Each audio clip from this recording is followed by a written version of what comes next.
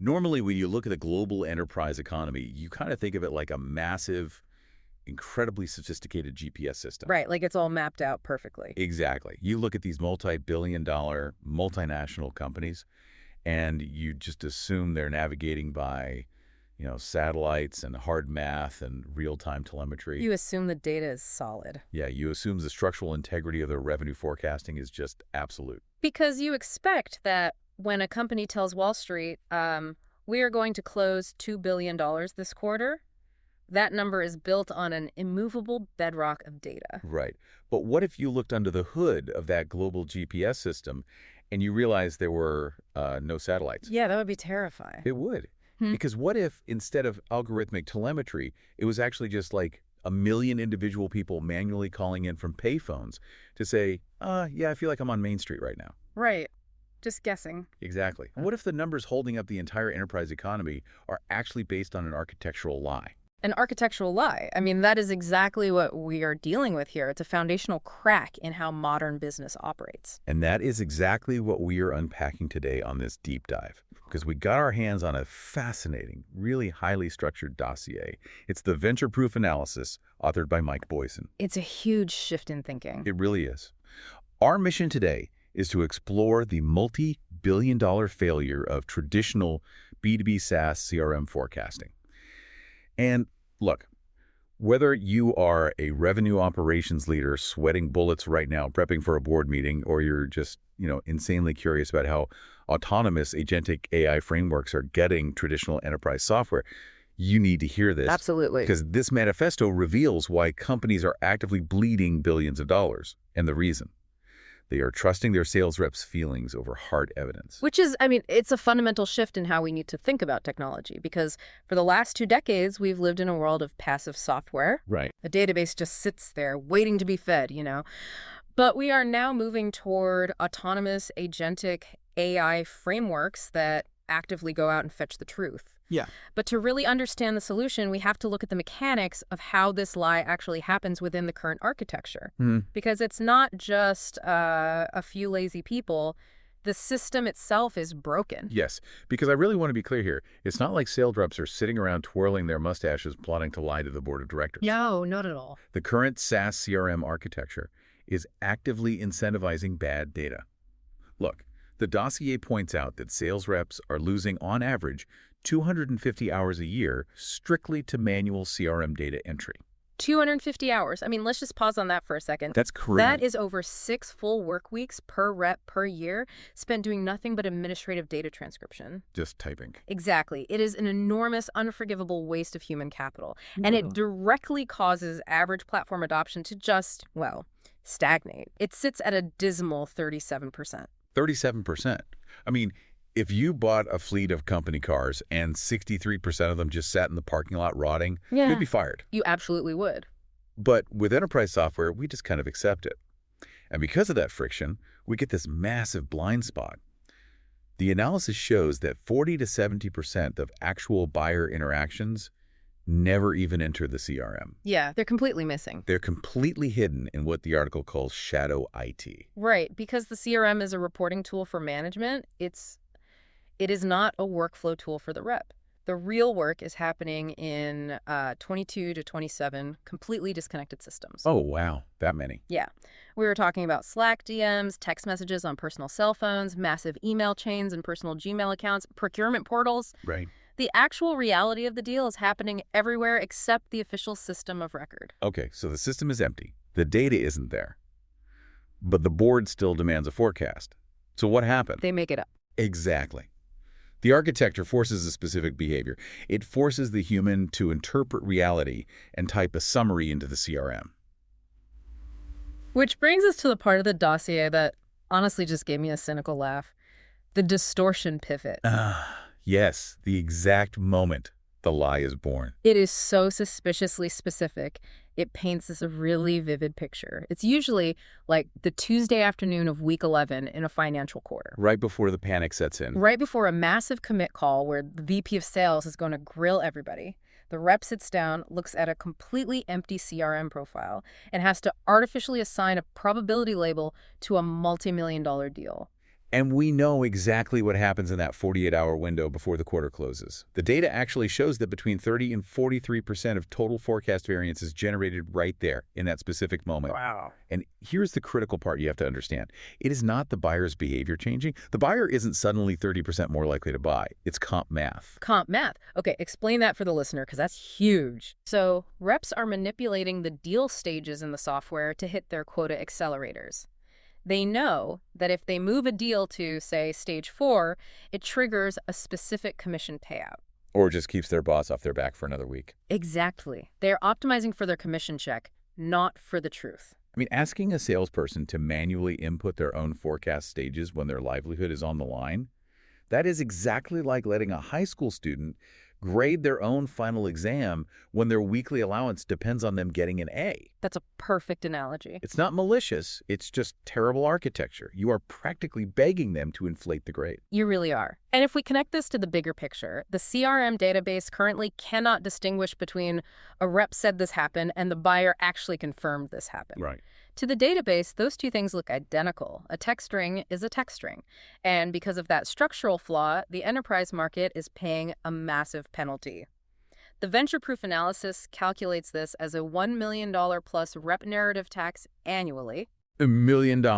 We are paying $1 million tax for a testimony-based forecast that completely fails a basic board-level audit anyway. Exactly.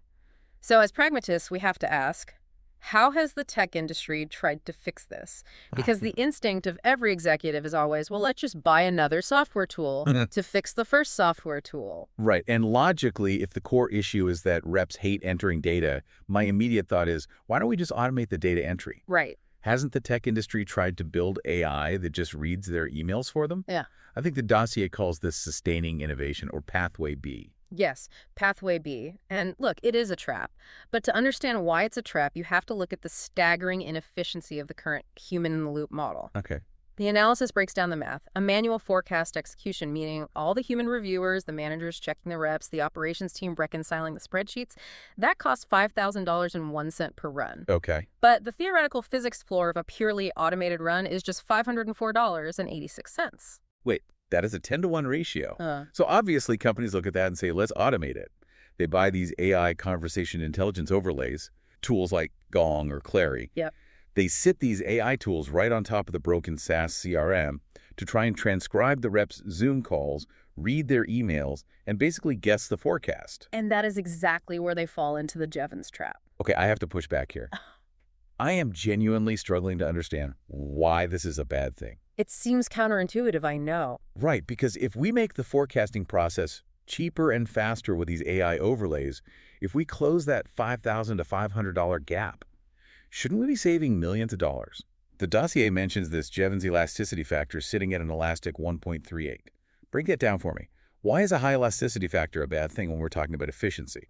This is one of the most counterintuitive yet profoundly true concepts in economics. So the Jevons paradox originated in the 1800s. People thought that making steam engines more efficient would mean we use less coal. That makes sense. Right. But instead, because it was cheaper to run, we built more engines and used exponentially more coal. The same exact physics apply to SaaS CRM data. Wait, so you're saying if we give reps an AI that saves them 5 hours of data entry, they don't just bank those savings? No, they don't. Because the elasticity factor is 1.38, it means that every single percentage point of efficiency you gain is instantly consumed by a 1.38% growth in volume. Oh.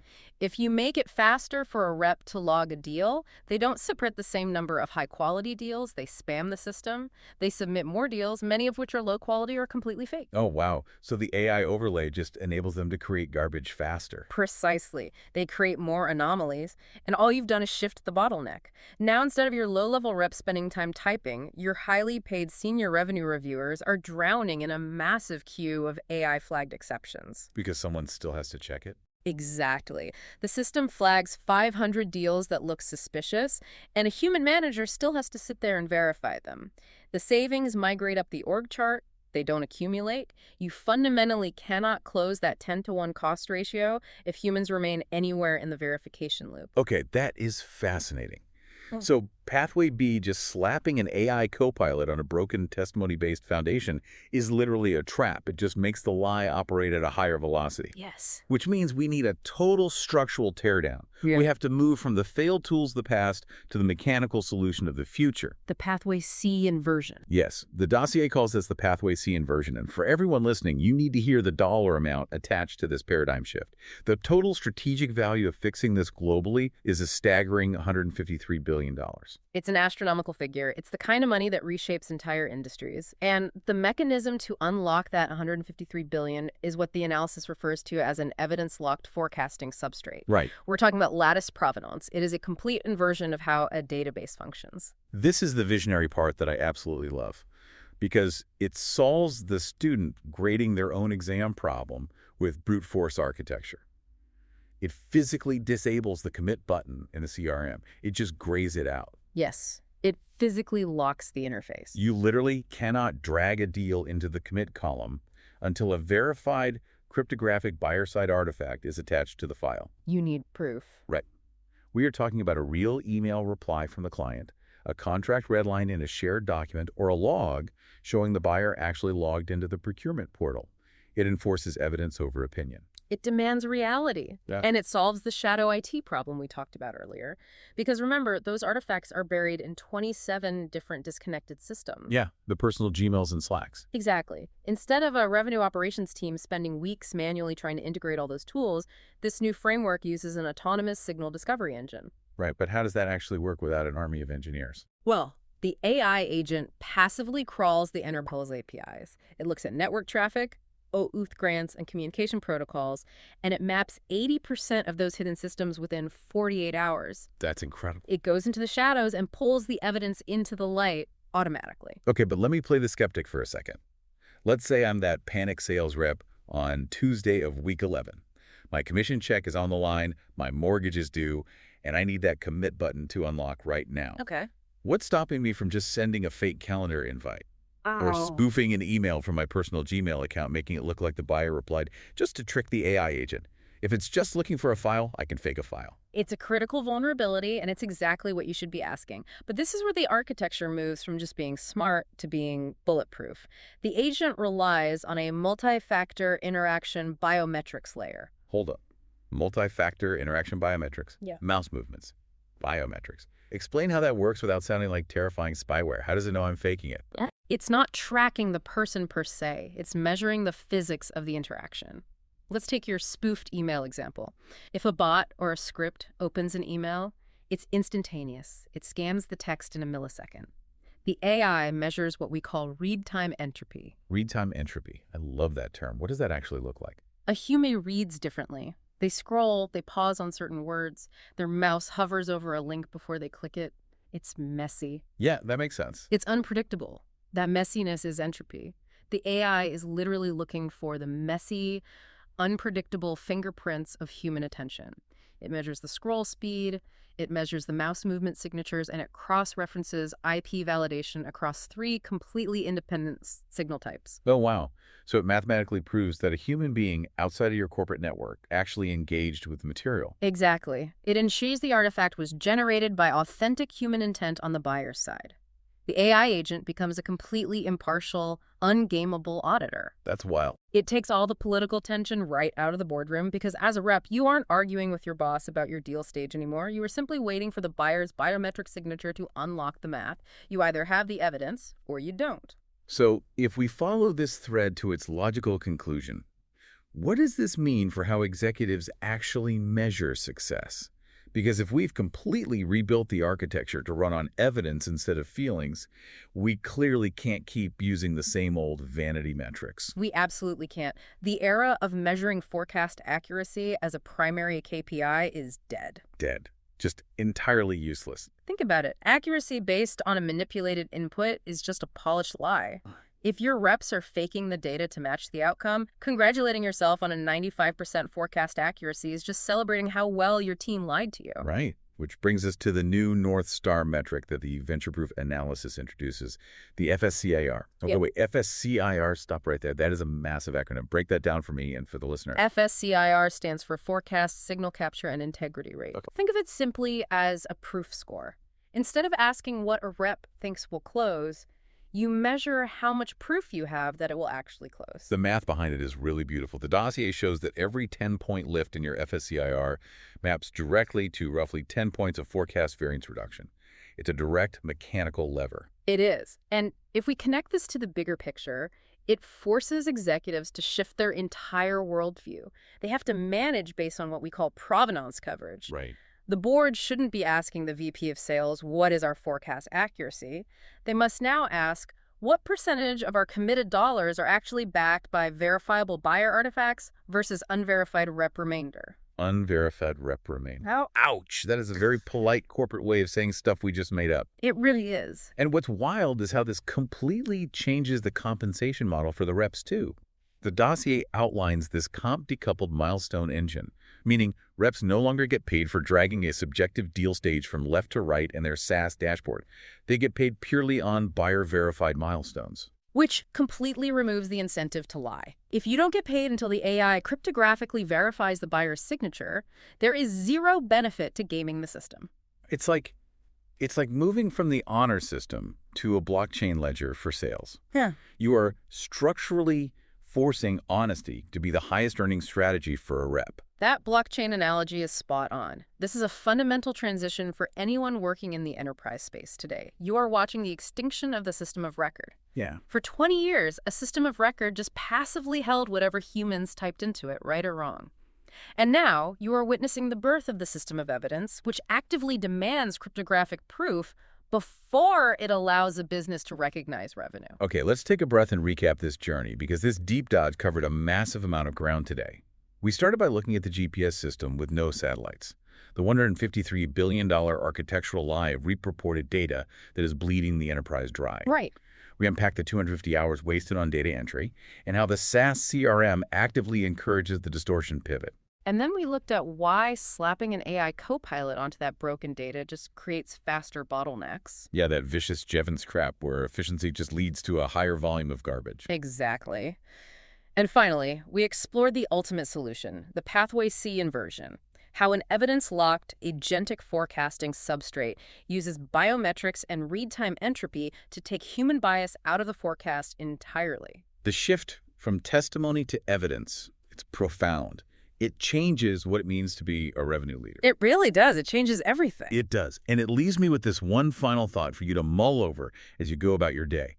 We've just seen how AI agents can completely replace human testimony with cryptographic evidence in enterprise sales. But what other areas of your professional life are currently running on opinions dressed up as policy? That is the terrifying question, isn't it? What else is built on sand? What happens to the modern workplace when testimony is no longer accepted without a digital artifact? Think about that the next time someone in a meeting tells you a project is on track. Where is the read-time entropy? Where is the evidence? Thank you so much for joining us on this deep dive. Keep questioning the data, keep looking for the evidence, and we will catch you next time.